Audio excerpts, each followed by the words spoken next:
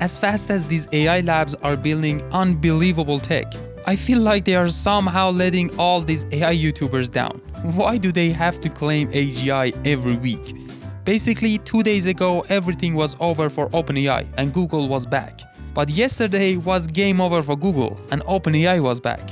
This guy achieved AGI twice in a day. Here's the thing though, who even declared O3 is AGI? OpenAI never said it. The creator of the ARC AGI benchmark explicitly stated it's not AGI, and no one in the public believes it is. So as a brave individual hiding behind my super thick bulletproof monitor, let me say it on behalf of humanity.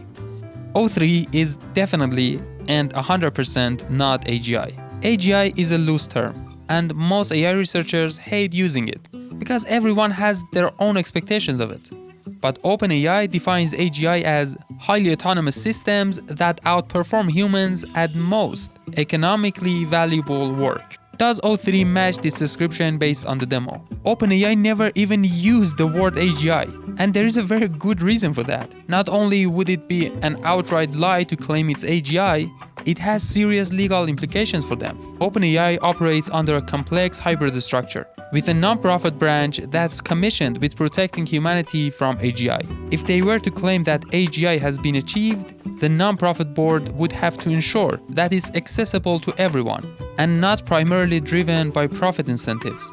While it's unclear exactly how that would play out, it would certainly look very different from the current setup. Another important detail is OpenAI's contract with Microsoft, which includes a clause limiting Microsoft's access to any technology officially declared as AGI. And Microsoft wouldn't be happy if OpenAI called everything AGI left and right. What about the benchmarks, especially the ARC AGI? It's right there in the name. The author of the benchmark himself doesn't think O3 is AGI. In fact, he believes that even if an AI manages to saturate or break ARC AGI version 2 and version 3 coming soon, we still can't call it AGI. According to him, AGI can only be declared when it's impossible to create a benchmark that a smart human can easily solve, but the AI struggles to score well enough. That might be a little too high of a bar, but regardless, almost everyone agrees that we can't come up with just one benchmark that definitively reveals AGI.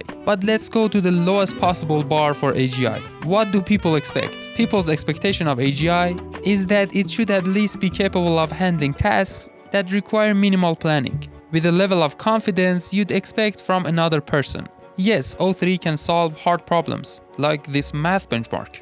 But as you see, there is a darker part on the bar which represents the percentage of the problems that the AI got right the first time around, and it's around 8%. But the lighter part of the benchmark uses consensus, meaning it doesn't solve the problem on the first try. Instead, they run the test multiple times until it gets it right most of the time. And that's how they got to the 25% you see on the chart. This means as a researcher, you can't rely on the AI to be your sidekick. If you have to verify its work every time, you might as well do it yourself. Even for ARC AGI benchmark, as you might have heard, they paid more than $3,000 for each task in compute and waited for a long time for it to complete. And still, it gets some easy assignments wrong, like this one. You should clearly move in the direction of that stick, but apparently O3 can't see that. But everything doesn't have to be AGI to be impressive. O3 is a real breakthrough, and I'm genuinely in awe of this technology, but it unfortunately falls in this awkward in-between stage. For common tasks like writing and coding, it's too expensive and slow compared to existing models like Claude Sonnet. And ironically, the O series is even less preferred for writing compared to their own GPT-4o, because good writing is not necessarily correlated with higher intelligence. For complex tasks like independent research, it's not smart or reliable enough to serve as a true research assistant. It's not to say that it won't be useful in some way, but it won't replace everything else like probably AGI would. The only and the final benchmark is the real world. And in the real world, OpenAI wants to maintain its position as the perceived leader in AI. That's why they strategically share information that highlights their strength. They are on the frontier for sure, but no one knows what the final AGI would look like. Who knows, maybe Anthropic's computer use is harder to replicate than chain of thought reasoning.